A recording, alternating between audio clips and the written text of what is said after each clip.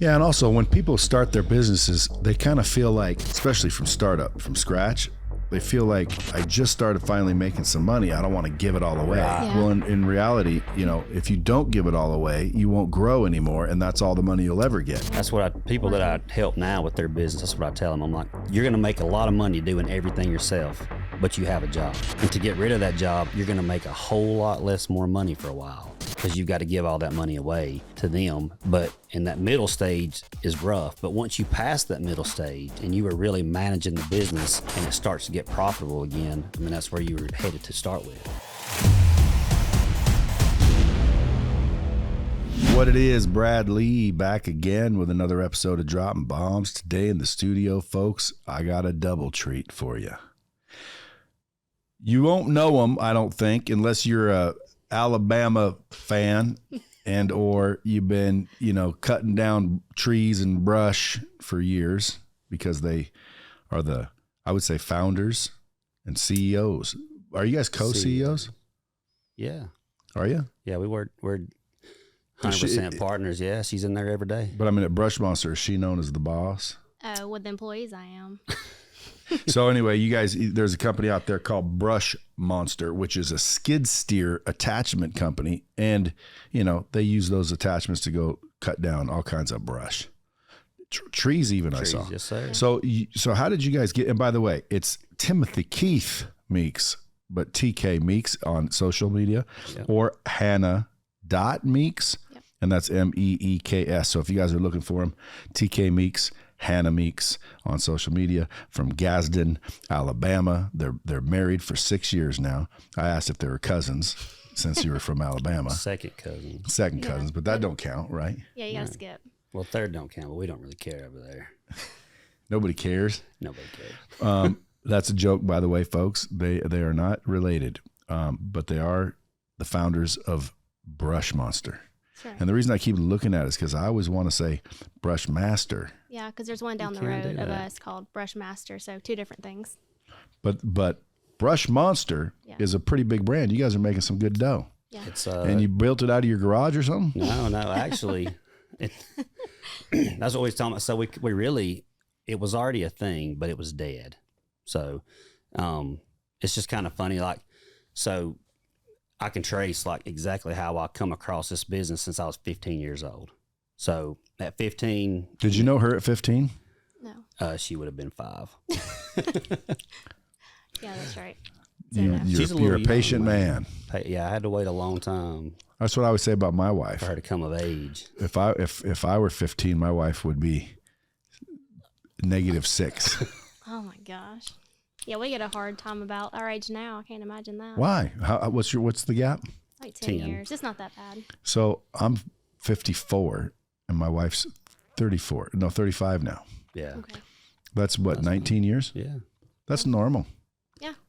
I mean, just it doesn't sound normal, but if you look at me and my wife, like I look at you guys, I don't think anything. Yeah, he's 40. Yeah. If you look at my wife and me hanging out, nobody's ever said, "Oh, is this your dad?" or anything like that. Well, no, we have had that happen. You have? At work, they'll come in and ask if I'm his daughter. Because she's working at the desk. Because if we're in the office or whatever, yeah, we have been asked that. But most of us guys, we need 5 or 10 Well, you'll years get along with my catch wife up. because she likes oldies too. I do too. But she was 5 when you were 15, but when did you guys meet? Because someone said you met at a gas station. Yeah, you know the rompers girls try to wear and look good. Yeah, she pulled it off that night and sent her over there pumping gas. She was wearing a romper. Yeah, they're terrible. It's like the only one I've ever She don't worn. have any more rompers though. Is she the hottest girl in Gadsden, Alabama? No, she must be. You tell she me don't there's a bunch of hotties in Gadsden. You're going to cause all these dudes to run to Gadsden. No, there's nothing in Gadsden, so. She gets plenty of looks when she drives through there. But you were there. Well, it must be a small town, so now everybody knows. Yeah. Everybody knows who you are. Yeah. They were like, oh, that's Hannah. That's old Hannah Meeks. What were you before? Williamson. That's my maiden name. What's the county you guys live in? Etowah. Doesn't sound too Alabama-ish. No. Etowah? It's that Indian stuff. Yeah. Yeah. All right. Anyway, I'm just curious because again, small towns, Alabama. family. But you don't think of small towns much when you're from big cities, but there's a million small towns out there. Mm-hmm. Now, so you were 15. Oh yeah, so we just grew up pretty poor, so we didn't have a lot. So at 15, I've always been a worker. We've just had to work for everything. Cars tore up, we just had to fix it. Couldn't afford to pay anybody to do anything. So at 15, we joined the FAA. You know what that is? Sure. FFA, Future Farmers America. Sure. That was a cool thing to do when you was in the small redneck towns, is go learn to build stuff. So I went and started learning to build stuff, and just hard workers. So I would go in there in my free class time and build stuff for them, and they would pay for my trips. So we was kind of swapping that out. So just from doing that, one of the teachers had a landscaping business, and so he hired me to come help him on the side. And then another person, the principal needed somebody to do some yard work for him, so I worked for him. Superintendent needed some work, I worked for him. One of his house framing buddies needed some work, I worked for him. Then I started framing with his framers to build houses. And then 15 years after that cycle started, a guy put out that he was looking for somebody to take over his shop because he wanted to get rid of it. And Where did he put that ad in? It was in an ad? No, just told his son. He just put it out there that he was going to be done. So he told his son, and that guy still was doing like framing stuff for him. He's like, hey, Tim needs a bigger shop and he can handle it. He said, I think he can handle it. So this was like Thursday. That guy called me and was like, hey, you want to come talk to me? I was like, sure, I'll come talk to you. He said, next Friday's my last day. So let me handle some stuff over the weekend. Come back and talk to me Wednesday, and we'll see what we can work out. And he gave me a number for what equipment was there. Said, this is what I'll need for it when you can pay me. Handshake deal. Said, hey, make the payment on the building, pay it down, whatever is owed when you can buy it. That's what I want. And I had 2 days with a half an employee working by myself to I had 4, and a big mess of a business that was not really producing money, but it was close. So what'd you do to change that around? Well, is it producing money now? Yeah. Oh yeah. Yeah, it's Well, a lot we really different. didn't push the cutter stuff, so I kept the Because employee. I seen this big old fancy house y'all's building, didn't I? Yeah, we're Yeah, building it it's- by ourselves, so Yeah, well, it looked pretty damn nice. We're Didn't doing look the part cheap. ourselves. it's Do a little what? cheaper if you Didn't didn't work look cheap. yourself. No, it's no expense. Might spare. be cheap in Alabama because you just go cut down them trees yourself. We Yeah, did. that's what Get we the did. kin to come over and do all the woodwork. That's literally what we did. But it's gonna be nice. It looks nice. Yeah, thank it's you. nice. Yeah, so it's turned profitable for that for sure. So what'd you do to make it turn profitable? Now, was she in the picture here She at this was point? about 7 months after After. this. Okay, so you made this deal with old Slick Willie that's done. He was Yeah. just done. Probably because it was a mess. You got tired of And getting. he's 76 and rich. Oh, so he was didn't old. He's care. done. Yeah, done. And so you just lucked out. Well, I mean, not necessarily luck, Well, but you just I was In- given in- an opportunity. Yeah, it was, yeah, you were in the right spot at the right time, Right. and then you took it over. Now, in 7 months, when you met her, was it already cranking? No. So one thing, I had 3 So employees. Hannah built it. no, Yeah. no. I had 3 employees that were like 50 and in their late 60s that I acquired, and they didn't work really. What were you guys building? The So it brush was monsters? hydraulic repair, and they were building a couple cutters, but they do a bunch of side metal fabrication jobs. But there was no management, there was no organization, so it just wasn't profitable. So I just come in there, and the first thing, it was hard to get all these old men that didn't really have no drive to have some drive. So instead of just coming in and just being a boss and like, do this now or you're gone, I just started doing the work, and I'd sweep right in front of them.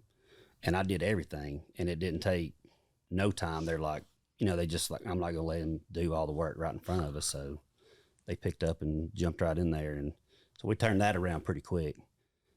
Became profitable within a month.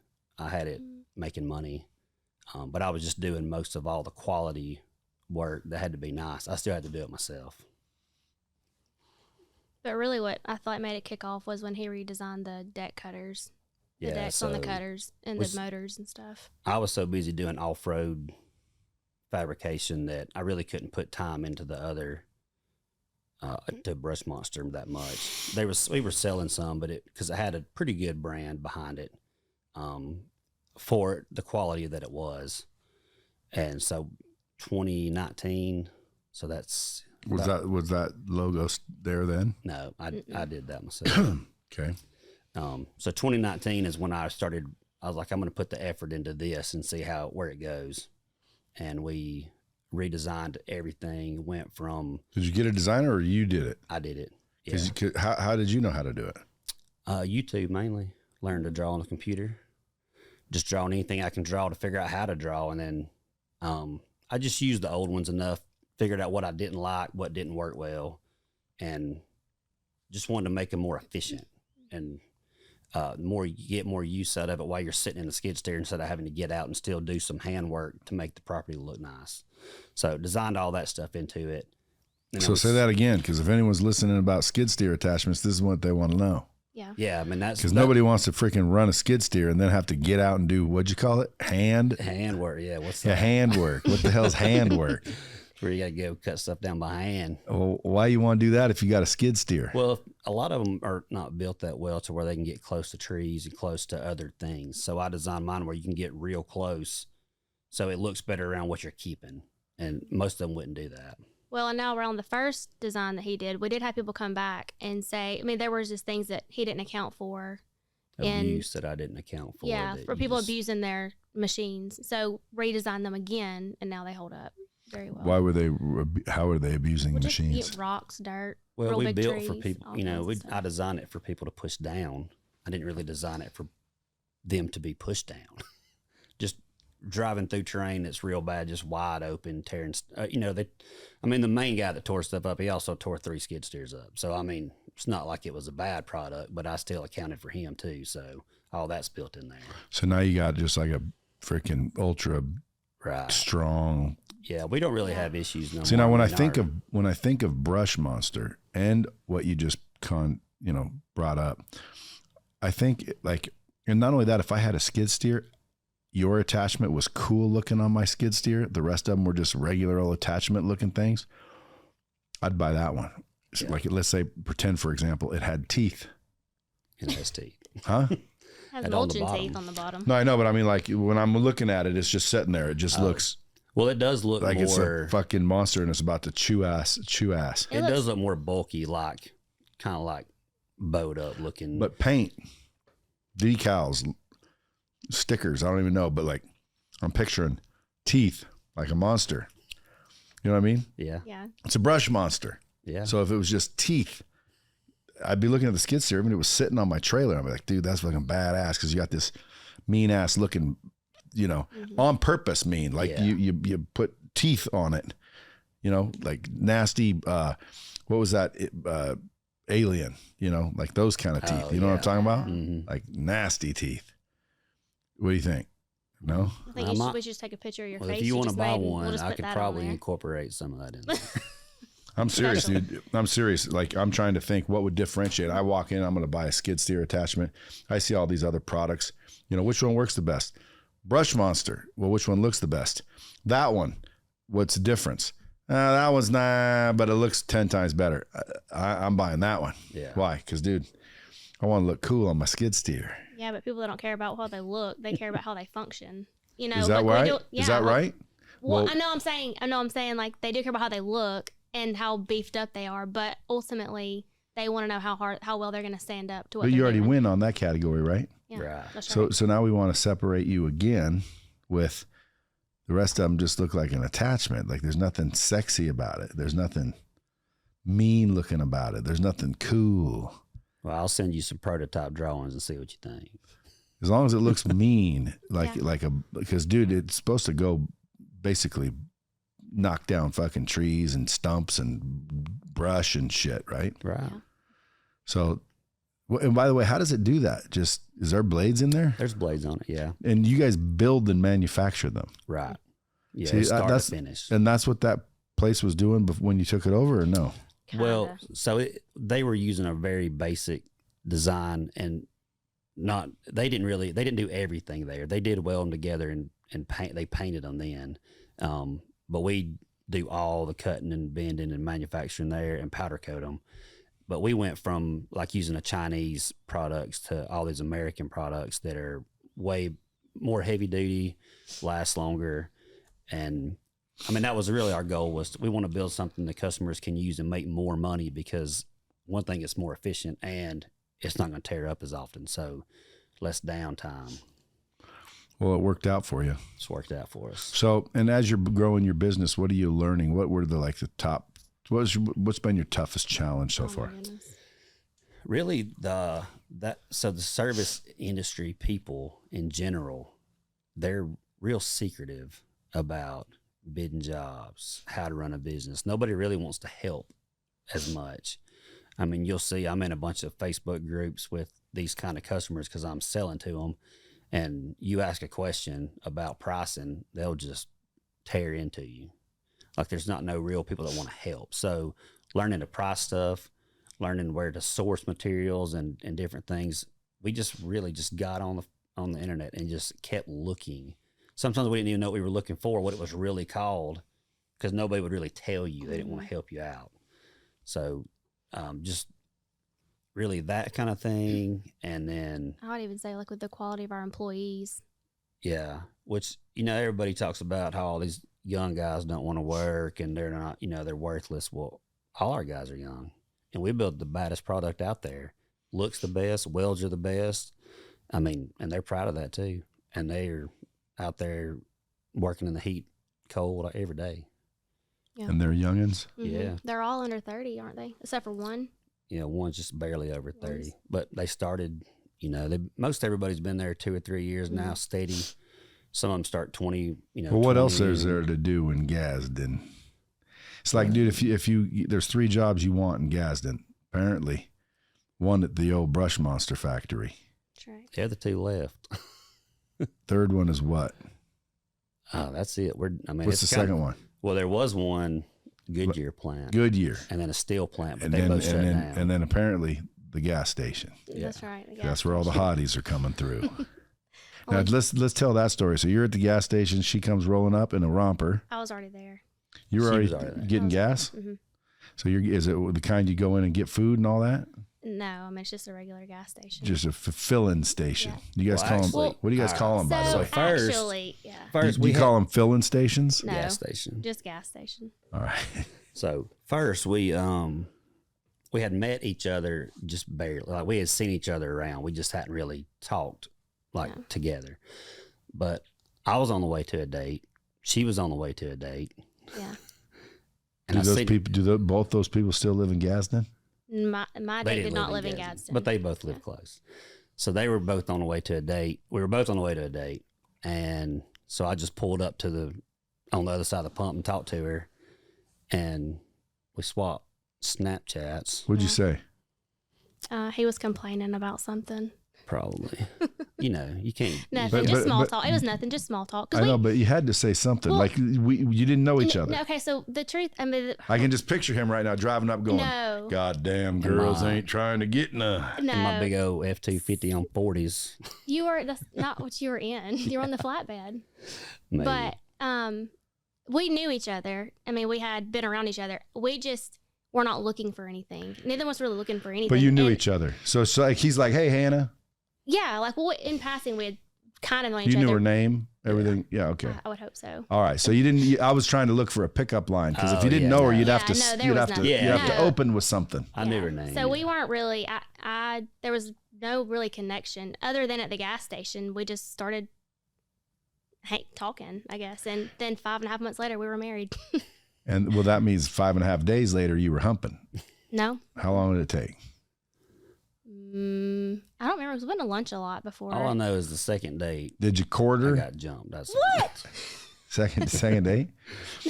No, we had Not a been second. to a lot of lunch dates, and then we had one date where we went riding, and I mean nothing. Well, Riding horses or bikes? Razors. They're riding the razor. There's a mountain that you could ride up to that he took me to. Just you and him, or you and her? Mm-hmm. Yeah. See that? You knew what you was doing. Yeah. Let me get you in the razor. Get you No. up in the mountains. But Really, nothing happened. It was so loud we couldn't But even that was talk. romantic. It was. It was very sweet, and Yeah, we this sat nice there for hours. overlook over the city. Yeah, it was You beautiful. couldn't talk on the way there, though, because it was too loud. Yeah, but anyway, the second date. So you rolled up and you were saying something. We're just talking just about how each other had been doing, and Then you just, swapped. hey, Then you swapped Snapchats. we It's did. just funny because we didn't even know each other's phone number until after we were engaged. We just didn't call each other. We That's just funny. send messages. Yeah. Snapchat only. Yeah, I don't really know why. We still Snapchat. I don't know. Isn't the Snapchat the disappearing picture one? Mm-hmm. The sketchy one. Isn't that the sketchy one? Mm-hmm. And you guys don't. You guys still have it? Mhm. Yeah. I mean, we still That's like. pretty much all we talk on. Well, we Well, it's text nice. If and she sends me Messenger. something important on text message, it's not thousands of messages back. Yeah, I I can go can back and save. I find can it. save the important things, and then the rest just goes away. If she texts me, it's important. Yeah, that's true. Or Messenger. So So anyway, it was- I tell my wife she ain't allowed to have Snapchat. Hmm. Snapchat's no good. I agree. I had a Snapchat account for once, and she said I can't have a Snapchat either. So that really you Oh. couldn't have one. So I don't blame You you. said it's gotta be fair. It's probably healthier to not have one. Well, I mean, depends on who you're dealing with, but you know, I didn't. I mean, I got a few. I didn't get any. You would think, you know, they're gonna just send you a bunch of naked pictures. Well, I didn't get a bunch of those at all. It was Yeah. stupid. Yeah. But I kept hearing about all this. You know, Snapchat's the one where they, you know, just send you random shit, and I'm like, didn't work for me. I got an Yeah. account. I You're didn't like, where's get. that at? I didn't get a bunch of pictures. But then I told my wife, because I read a bunch of articles. She ain't on Snapchat. At least I don't think so. But I read a bunch of articles about it. It was basically, hey, that's the app that you can be well, it exposes who you really are. nefarious. Yeah. I mean, I would not mind getting rid of mine. I mean, What do you do? Like I don't mind. I don't use it. find somebody on there that you think's cute and then send them a picture Not- and it only no. shows I once? mean, Just really, people it's, you know already know. it's kind of odd. I mean, it's just like texting. Just your texts go away. You know. Why though? I don't know. There's Now, really no it good also reason. says he just took a picture of your snap. Oh yeah, it'll tell you if you Mhm. screenshot. Oh yeah. it. Now you can, you know this. If you type something out and send it, you can hold the text down and copy it. So like if somebody sent you something and you want to send it to somebody else and them not know, you can just copy it and then you paste it to your text and it doesn't give you any kind of notification. See, you guys She's know all the sneaky. tricks. She's I did know sneaky. that. Okay, so So- you exchange Snapchats, and 5.5 months later, you're married, That's correct. and this still the business was just getting started. Yeah. Yeah. Yeah. So And it what part did you play in this whole thing? So really, when we first got together, I was working at a urology clinic, and Urology. That's a dick doctor. yes. Yeah. So she stared at penises all day. Yeah. Did you? Yeah. Did you have to touch them? Mm-hmm. Dang. Very often.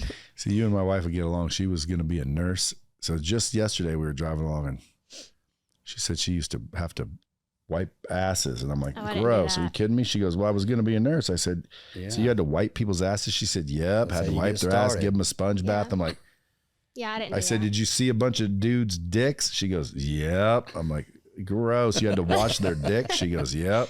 I really just stuck things in people's dicks. Oh yes, it sounds terrible. So you worked at a urologist. I Well, did. Yeah. They didn't so, they didn't come see her unless they had a problem. Well, Yeah, aren't you glad you didn't meet there? Yeah. Yeah. Could have been for a lot of reasons. Yeah. Yeah. So I worked there, and then we had just so we both had. Did you ever see any big monster ones? Well, Don't answer that. have You a can lot ask of you can ask any of the uncomfortable girls. The stories. guys aren't the problem. What do you mean? It's the girls that are the problem. What do you mean? Oh, you mean like as far as like Yeah. cleanliness? Oh, for sure. Yeah. Girls were the Well, I worst. mean, again, dude, guys, how can they get Yeah, I know. Yeah. dirty? Yeah. I always tell people, listen, people always say, wash your hands after you go to the bathroom, which I do just because, I want to keep my hands clean generally anyway. It's Yeah. not because I went to the bathroom. It's because there's a sink there. Might as Which well. is cleaner. Yeah. So I thought to myself, why do people wash their hands after you go to the bathroom? Number one, you're not pissing on your hand because you'd have to be way down here to do that, right? Yeah. Or at least me, and then the only other reason you'd have to wash your hands is if your dick was dirty. So I tell Yeah. people, if you have to wash your hands after you go take a piss, you probably should wash your dick. Well, maybe most Yeah. of us don't have problems with that, but some people it might be uncontrollably dirty all the time. Yeah, there was a That's lot why of, they go see her at the urology clinic. Yeah. It was a great, I mean, I enjoyed the You job. guys need a reality show. We hear that a lot, honestly. Yeah. Well, you should have one. It'd Yeah. blow up the business too. Yeah, Right. we've talked about it, but I mean, I love the job. I learned a lot. The doctors I worked for were great. So we decided when we got married that since we both had kids, I just quit my job, and then How many kids did you have? I had just have one son. How many did you have? One daughter. And they were close in age. So anyway, then we worked together, and I had just done a lot of management in just different jobs that I had, and so I think it was hard at first rolling into the business, kind of knowing what, you don't want to overstep, but you want to help. And so we just had to learn, I think, how to.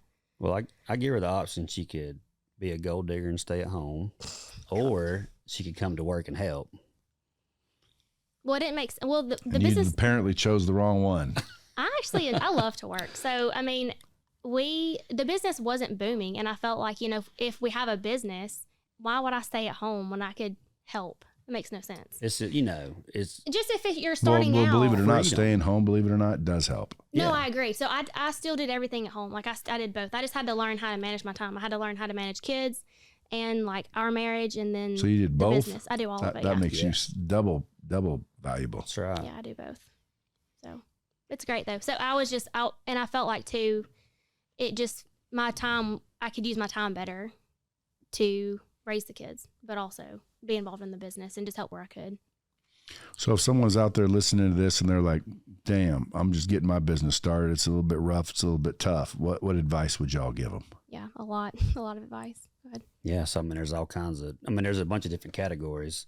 So that's what we're wanting to do is start passing on that knowledge to everybody. So we're going to try to start doing business coaching for getting your business from just knowing a trade to being able to have a plan to be profitable and where you're wanting to go if you're wanting to build something to sell or build something to keep, but just not be your day job where that's all you do is give yourself a job. That's where most of them get hung up at. Yep. So we want to help them get past that. And also really help them also, too, with like we've been through, we were both single, not looking because of past things. We were just Over it. fine, not. And we met each other. It just worked out. But even though it worked out that well, there's still a lot of stuff we had to learn to be vocal with each other. Because if you start a business or a side hustle, she's involved whether she wants to be involved or not. Mm-hmm. It affects her either way. If she stays at home with the kids and you're going doing the stuff, she's still affected. Or if she decides to join in and help. So most of them don't look at it that way, and they don't work together to be like, this is, let's discuss this. Let's discuss what I expect and what it might come to. And if it gets where we don't want it, how are we going to fix it to get it back where it's agreeable for both of us? Yeah. And she's really good at that with people, helping them work through stuff like that. So with us having experience with no help, trying to get stuff off the ground, and as good as she is with people, we figure we can kind of team up and tackle a lot of that stuff. Yeah, because he's very smart. And can build basically anything, and so I think we both have the same drive, just a different skill set to complement each other. And then like working on their mindset. I don't really love the term life coach. It sounds cheap because everybody's tried to do it with no experience, I guess. But we do. Mindset's a huge deal, and I've had to learn that a lot running this business, and all the things we've took and steps to change the way we've managed, just like taking ownership of everything absolutely that you do is wrong or good or bad. It's still your fault. If your employees mess up, it's your fault. Some way you're responsible for that happening, or you're at least responsible if it keeps happening. So like when I swapped over to having employees, I went from this small business where I was doing all the work, building all the jobs, and it was all in my head. So I'd tell them, hey, all right, do this. And then they wouldn't do it right. But was I really clear? And at first I'd be mad. I'm like, why can't you just do, what is their problem? I don't understand. It's really easy, but to me it's easy. And I can't expect that out of them. So I had built my business as a job for me, instead of like structuring it like a corporate business where it should be. And so now I spent 3 months going back. Every job we do, let's plan it out. I've got a list. I've got drawings. I've got all this stuff. So now I've set them up to succeed instead of to fail at their job. So that's a huge thing that most people don't account for. How many salesmen you got? No, just we handle all the sales right now. Well, you need to change that. Yeah, we are. We're looking into a few people. We've reached out to people. Well, so the last 2 years we had trouble getting product. So we was selling everything we could build and with waiting around on stuff to come in. Yeah. So now Because of COVID? Yeah. So now that we built our brand up and we've been able to acquire enough stuff. So now, salesmen wouldn't have done us no good the past 2 years. Do you guys have any branding on like bass boats? No. Like you guys could go ultimately sponsor a bass fishing team. It'd have Brushmonster all over the boat with teeth. With teeth. We've done little stuff, but we haven't put a lot of time into branding it out real big because we were already. I just didn't want to over promise by branding a lot, and we couldn't really deliver. Yeah. Well, is that all over now? Are we ready to rock and roll? We're ready. Yeah, we're ready. What do you think your biggest problem that you want to solve would be? Do you guys have any challenges that you're looking to solve? In regarding which way? I don't know, life, business, anything. At this point, I think we've just hit a new stage to where the last couple of years, like he said, we were doing well as far as selling what we could. It was kind of like a ride almost, but now we've hit this season to where we're actually having to get back in and like work and advertise and brand and find salesmen. And so that's a new season for us that we're learning how to evolve into that I think we didn't really realize before. And so with the coaching thing, I think that's one thing where we've just been through a lot of shit. And so this is just a new thing that, I don't know, we're trying to grow into. That's probably our biggest thing I feel like that we struggle with is knowing the best way to put things out there without wasting a lot of time. Would you do a couples retreat? Yeah. Like help them with their marriage? Yeah. If they're fighting a lot? Yeah. Do you guys fight at all, or y'all seem like a happy couple? Yeah. It's rare. We've learned to work together and when we have disagreements, but we've never had a fight. Communication is one of my bigger requirements. Like I even make my kids communicate very well. So you just have to learn how to talk to each other and how you receive information maybe look different than how you receive it. Like if I receive it differently than you do, then if I tell you something, it may piss you off. But if I come back and say, obviously I didn't mean it that way, but how could I say this differently the next time? Because if you don't change, if something goes bad the first time and you can't acknowledge it and change it, then the next time it comes up, it's going to go just as bad. So if you're not, you know what I'm saying? So there's just got to be a... Yeah, she's been working with the kids on communication. So like a few weeks ago, we were out in the yard and I was in the skid steer cleaning up and I was like, all right, we're going outside. We're cleaning up around the job site for the house. Yeah. And she was letting them go sit down in between when I was coming back and forth. And I was like, I'm hollering because I'm sliding the window open. Y'all get over here and let's load all this stuff up. And I was getting irritated because, I'm trying to teach y'all to be workers, like quit sitting down. And so after it's over, the kids are like, Hannah, we need to talk to you. And I'm like, what do y'all need to talk about? And they're like, you'll find out later. I'm like, okay. So we get in the house and they're like, we want to discuss how the day went. Well, because they wanted to express their feelings that they didn't understand what I really wanted, so they didn't know why I was frustrated. Yeah. And we wanted to talk about it. Well, because Suda set the scene. There was They did, That's yeah. good. Well, there was gnats flying everywhere, so that's if they could go sit down. I'm like, well, yeah, because we're waiting on him anyway. And then he was getting frustrated, but they just understood that he wasn't communicating very well, and so for them to say, we will help you 100%, but you've got to communicate what you are expecting of us in that moment. So that was a big deal. I think 9 to and just 10, see that they wanted to see that scenario let's happen. talk about how the day went. Yeah. And let us, after it's over, let's discuss how we thought it went and what we didn't like and did like. And one thing too that I felt like we've had to do that I think people aren't willing to do is we live in a single wide trailer right beside the house we're building.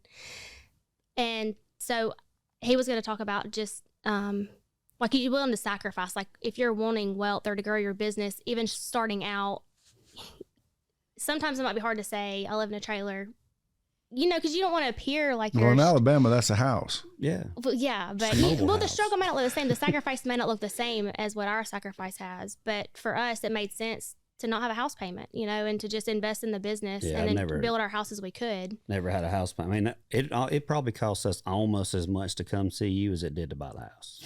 Yeah. Damn.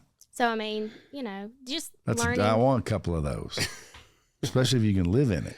Yeah. Yeah. It's nice on the inside.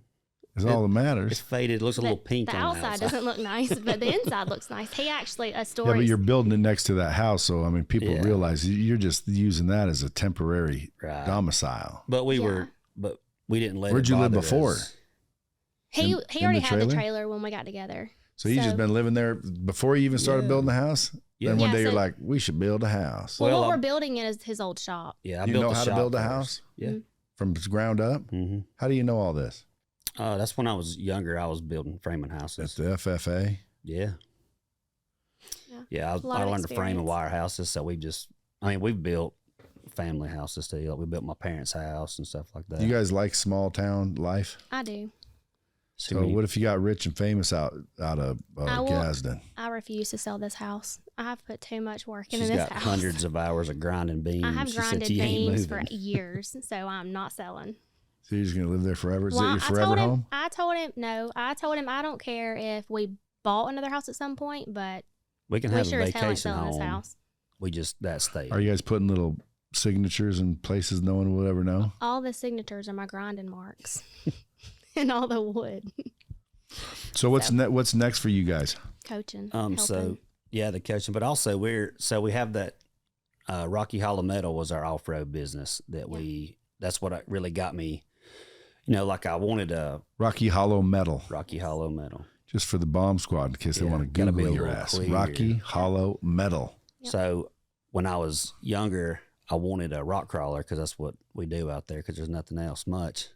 And I couldn't afford it, so I was like, well, if you're going to be rich, or if you want nice stuff and you ain't rich, you just got to be motivated.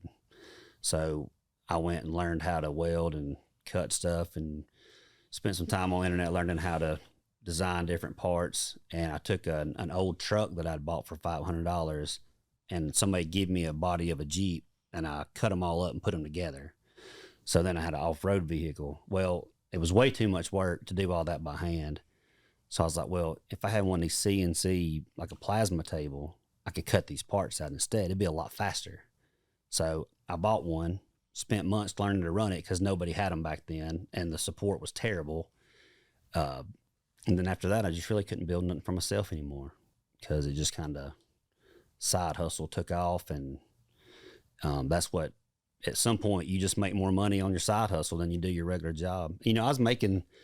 It's about 110, 115 grand a year, 10 years ago. So that was pretty good money back then anyway.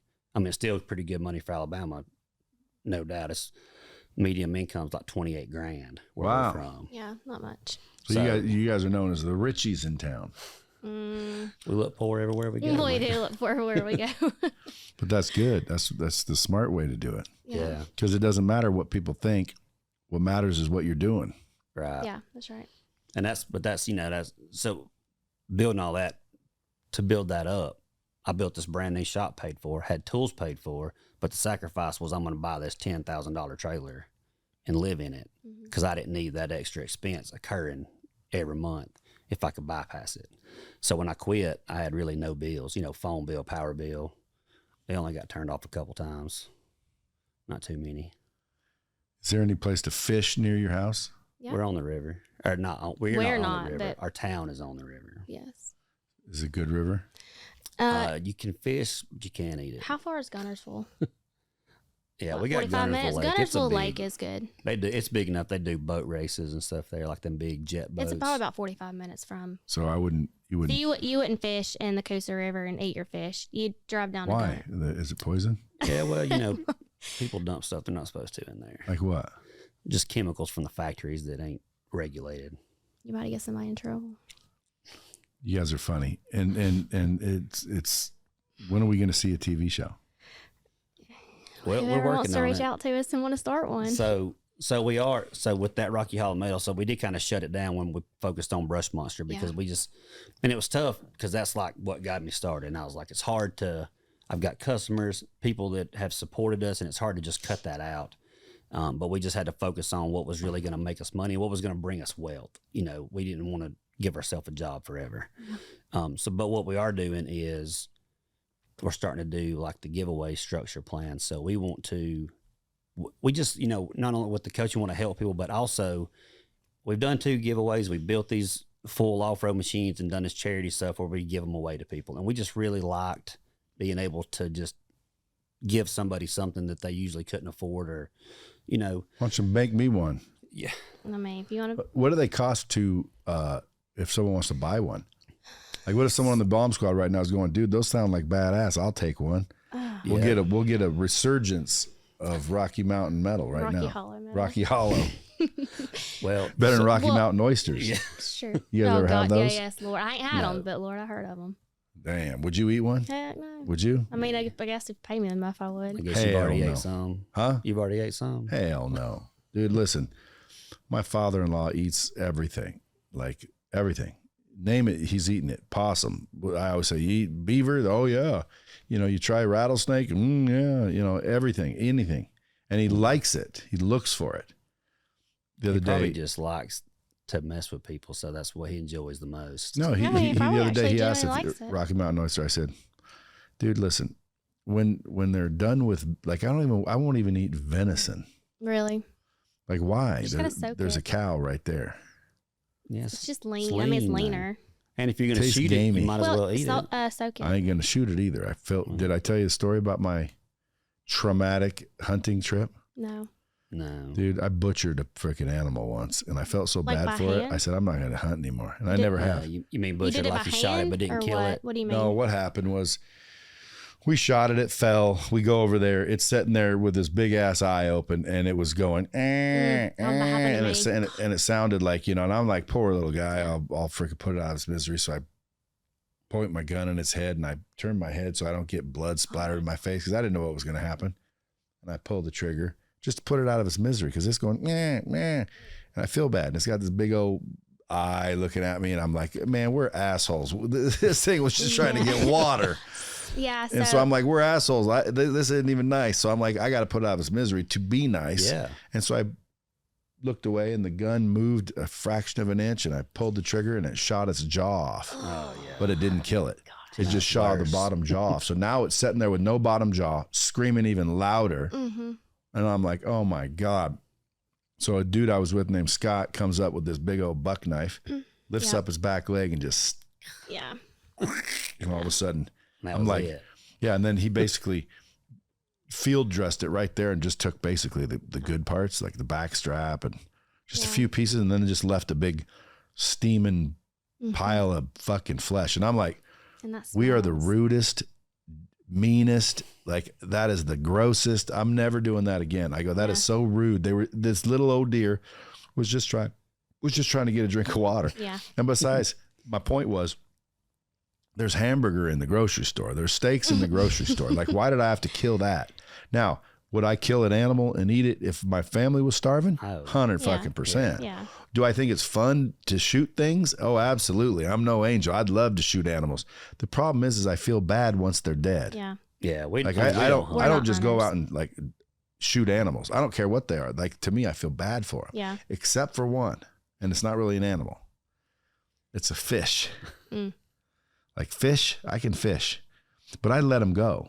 You go deep sea fishing? Yeah, I don't really eat. No, deep sea fishing is not fishing. That's work. Oh, I enjoy it. But you enjoy it? Yeah. It's work. Not But you really. catch a Yeah, lot but of it's fish. fun. I mean, Dude, listen, every time I've been deep sea fishing, I'm sitting there on a boat that's waving way too much. oh yeah. Okay. And then something finally happens to where they hand me the pole, and then I just do this. Oh no. But like, I like the feel of, You don't do it you feel yourself? that? You don't. Yeah. Oh. Why Well, do they who hand took you? you? Why did they hand you a pole? They hand you the pole because No. something's on. No, you do You it do your yourself. own. Who'd you go? You go on Yeah, some you kind must of have paid too much money. yeah.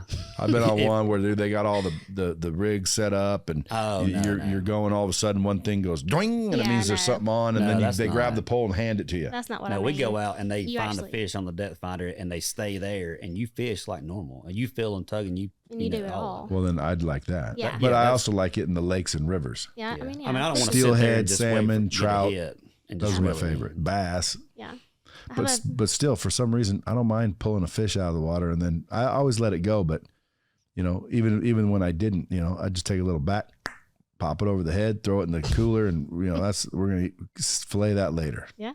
Yeah, I mean, we like deer. We got them all over the place, like in our yard. They're Right. always in the yard. What? Deer? At our house, yeah. Do you shoot 'em? family's Do you eat 'em? No, my family's real big hunters.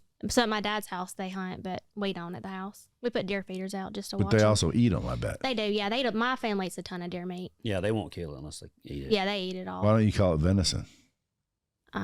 Just That's what it just is. deer meat. It's Yeah, not- but it's venison not is deer meat. It That's is the deer fancy name meat. for You know it. the difference between bear nuts and deer nuts? Two different animals. Deer nuts or bear nuts are $1.49, and deer nuts are under $1. Oh my gosh, I actually have heard that. I should have known that. But I do have a similar deer story, so I know what you're talking about. It's rough. So you came out Tuesday. You're leaving Saturday. Yeah. What are you guys going to do for the next few days? Probably go over this stuff and get our coaching stuff together, make videos. You going to work? Well, Yeah. we Why talked don't We you always relax? work. You're We in talked Las about- Vegas. We we work talked a about lot. renting a car and We did. taking Yeah. off. Go check out the Grand Canyon. Yeah, last time we flew the helicopters did. through the Grand Canyon, that was Yeah. That was fun. So you're just going to rent a car and drive over there? probably so. That's awesome. Dude, why such a long trip? What else are you here for? We're just here. Well, we Where figured do you we'd fly out of? Atlanta. We figured we'd just take the time and just kind of work on our stuff, and because if we're at home, we're working on the house or working at the business. So this just kind of allowed us time to just slow down and make notes like that and What notes get you a got game there? plan together. Oh, just about our coaching stuff, and then What would you tell the bomb squad about your coaching stuff? Maybe we'll kick it off right now. yeah. So by the time this releases, I hope that we got all the stuff ready just to go on with it.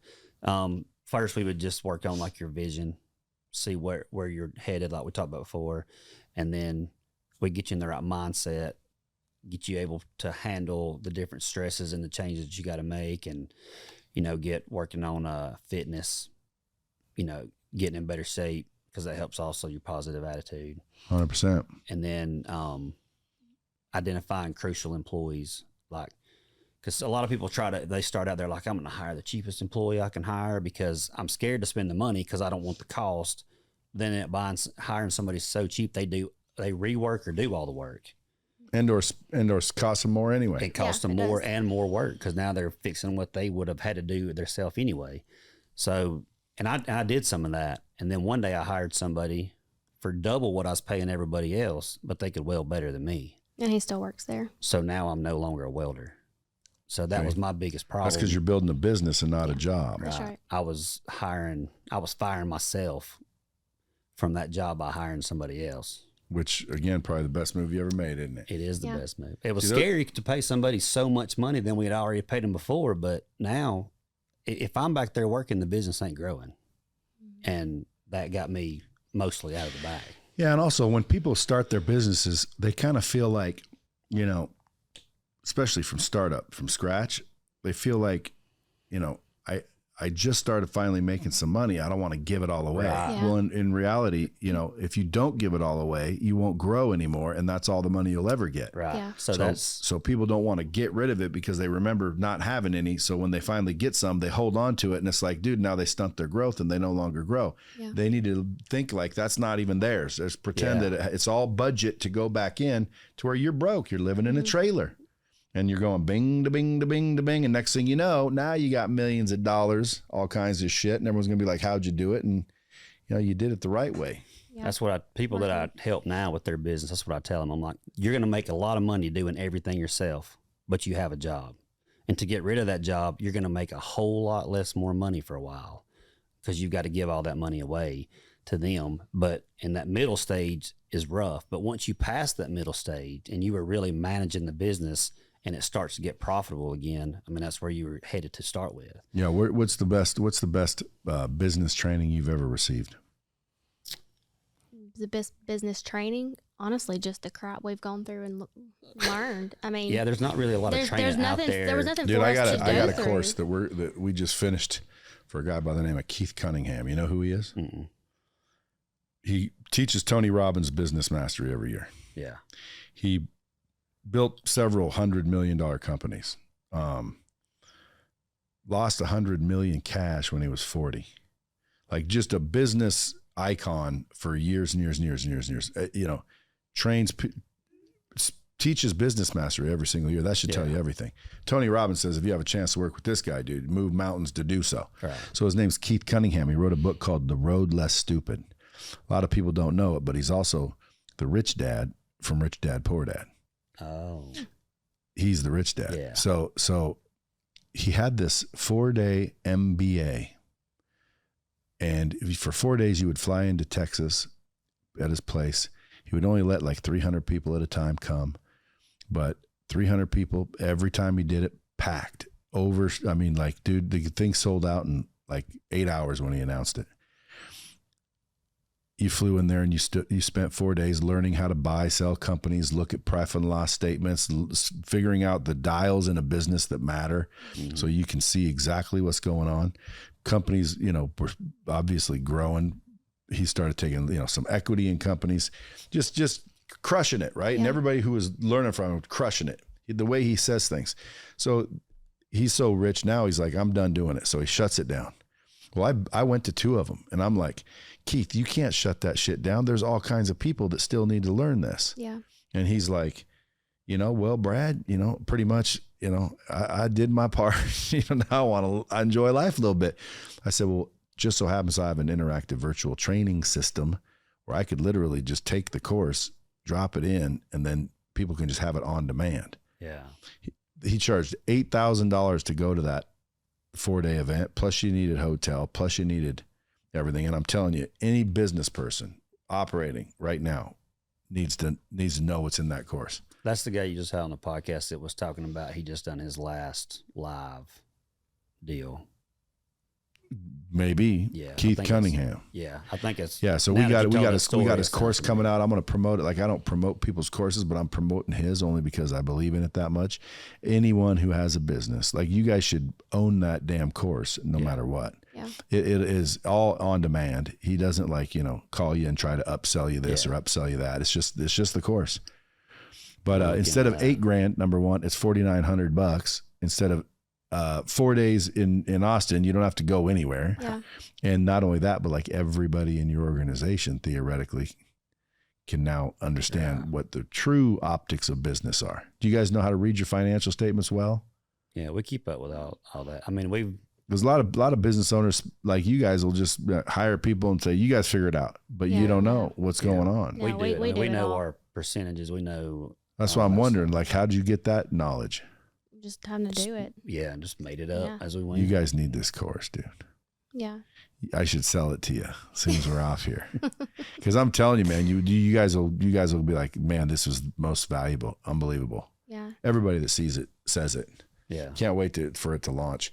But anyway, dude, listen, hey, I got to go to Nashville, believe it or not. Otherwise, I'd say I want to get the wife out. Maybe tomorrow, if you guys are still here tomorrow. Mm-hmm. Yeah, we're here. Maybe we get the wives out, my wife out, so I can introduce you guys. Will be funny because you guys are very similar.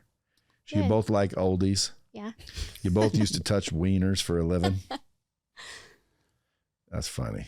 Urologist. Yeah, urology. I loved it. Dude, I knew a guy growing up, and his name was Lee Hacker, and his dad was named Paul Hacker, but his business, because he was a urologist, it said Dr. P. Hacker. Oh my god! So nobody ever wanted to go there because he was a urologist, but he was Dr. P. Hacker. You think that'd draw him attention? Huh? You'd think that'd draw him attention. Well, everybody knew his name. What would people just to wrap up? What would people come in there for? With what kind of problems? For their business, for our coaching? Or no, the urologist. Oh, sorry. So a lot of people come with incontinence where you just couldn't pee all the way. Cause a lot of times if you're male or female, your urethra can swell or you have like a pin-sized hole. So we would take dilators, like metal prongs basically, and you start pretty small and then you just get larger. Dude, like, these they get big. In your urethra, they get It's pretty scary. large because you have to dilate it to open it up, or you would dilate it enough to stick like a catheter in.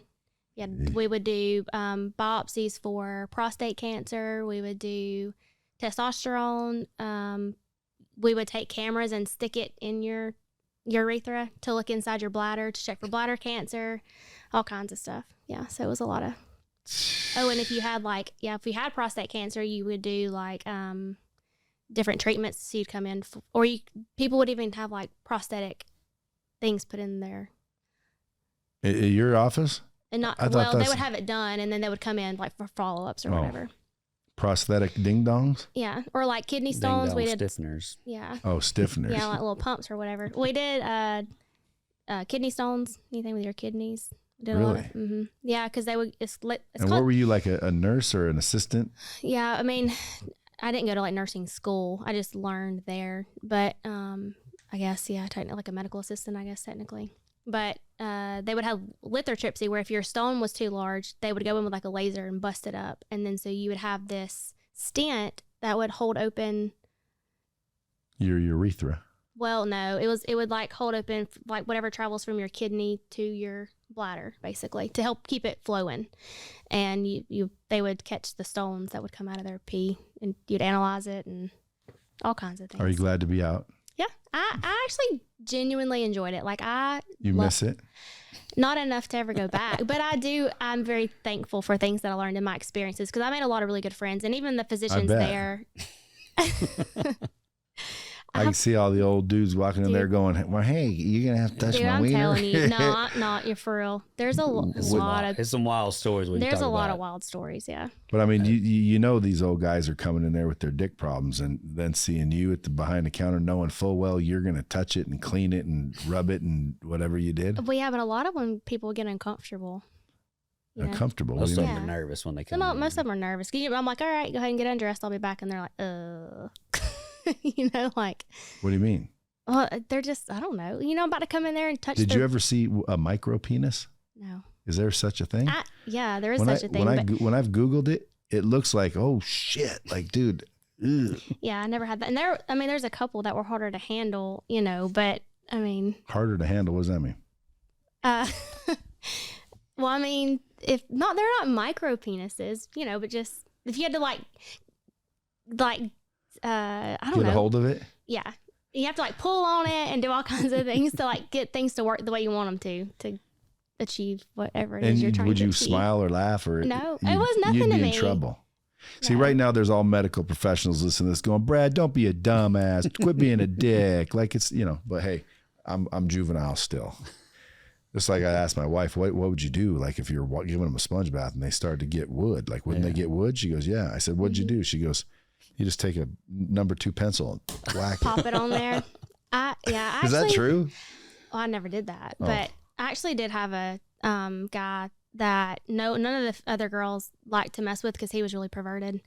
I didn't really care. It didn't really bother me because it's just whatever. And I was gonna have to put a catheter in him, so I told him I'd be back in a minute. Come back, and he was like, he was erect, trying to get that way, and I.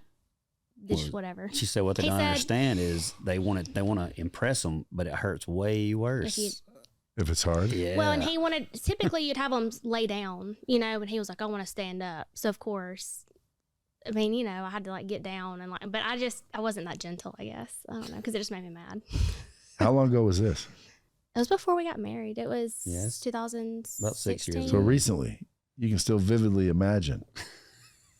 I mean, I remember the scenario. I'm just being juvenile. Dude, I'm so glad you guys decided to come out here. This has been fun. Brushmonster, folks. Yeah. Gadsden, Alabama. Listen, you guys sell them all over, by the way. Oh, yeah. What if there's dealerships listening? Like, how do people get Brushmonster equipment? We do sell direct. Just go to brushmonster.com? Yep. Or you can call our office. Brushmonster.com or the call office. And if you have questions, you can call office and we can help you decide what it's going to fit your machine. And then if you want a RockyHollow Metal contraption, which is basically a rock crawler. Yeah. So on that one, what we're doing is we got this online store that we haven't published it, but it's there with different parts, apparel. Even if you buy Brushmonsters, anything you buy from us, it'll enter you to win one of those. Giveaway. Yeah. So it's, so we want to build it where people can win. But you can order one too if someone wanted to buy it, right? Depends on how much money they have. We really kind In of other words, you don't really custom. want to, but you will if it's the right deal. It's so much custom work. If somebody's like really an enthusiast and they're like, man, I really want something nice, and they're willing to pay for something nice, but most people just, their eyes are bigger than their wallets. Yeah. And what he's saying is if you got a little dough and you want some kick-ass toys, then call, but otherwise don't call because there ain't nothing for sale. right. Yeah, that's correct. And then as far as coaching, again, if you guys are a startup company trying to get, past a certain level, they'd be happy to help you with that. How do they get a hold of you? Just DM They you? can, if they want to message us on Instagram at TK Meeks or Hannah Meeks, they can just DM us coaching. Yeah, at the moment, word coaching. my Instagram looks fake because it's a new one because I got hacked on my old one. So But it's real. It's She real. fell for My new one. help me out, why you friend. gotta call me out? But my new one is real. Hold on, It's just, you got one of those. You got suckered into that. I'm gonna send you a code or something from my I don't phone. even remember the code. it was just she some got link. suckered into somebody hacked her friends and sent her say, hey, I'm about to start selling this stuff. Yeah. Will you help me promote it? And she clicked. And the I was link. like, yeah, for sure. And anyway, that was old news after that point. All right, I but lost hers ain't everything. fake. If you guys go Yeah, look, it's Hannah.Meeks, TK Meeks, MEEKS, and Hannah spelled just like it sounds. Till next time, as always, keep it real. Well, let me ask you a question. If you got multiple bids and ours came in the best, would you be ready to move forward? Now, see, he said yes. That's the step one, is move them from a no to a yes, because they said no. Now you got to move them to a yes. That's not a deal yet, but you move them from a no to a yes, and that's exactly how. If he did not say yes, that's not the real objection.